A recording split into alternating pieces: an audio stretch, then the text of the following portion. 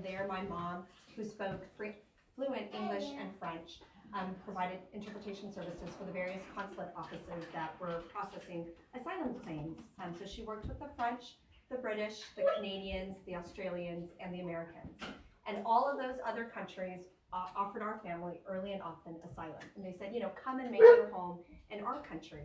But my parents decided that they needed to wait for the US to process their application, because it's this country that embodies for them hope, freedom, and opportunity.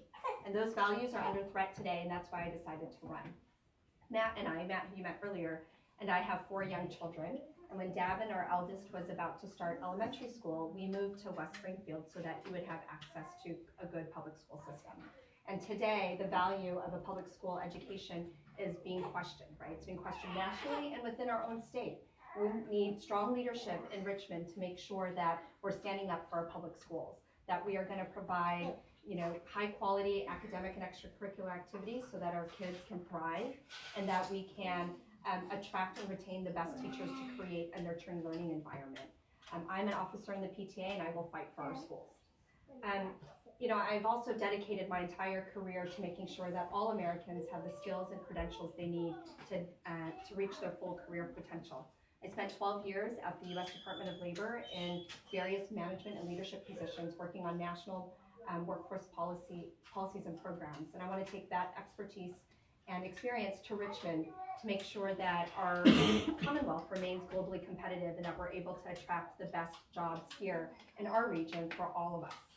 And then lastly, I want to make sure that we continue to safeguard and advance all of our rights. Whether you're an immigrant or refugee like myself and my family, whether you're Jewish like my husband and kids, Muslim like our neighbors, LGBTQ like my friends, or women like more than half the folks in the room today, right? We need to make sure that we're creating a welcoming and inclusive community for all of us. And so, this little baby that I keep bouncing in my arms just turned 2 months old last week, and her name is Elise Minkan. And I was originally due with her on Inauguration Day. So we're really excited, right? It's very apropos. We live in this very hyper-political area.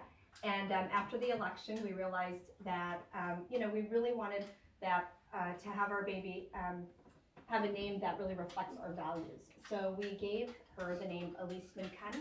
Elise was inspired by Ellis Island, which is a beacon of hope for generations, and where Matt's family passed through as they were escaping from anti-Semitism in search of opportunity here in America.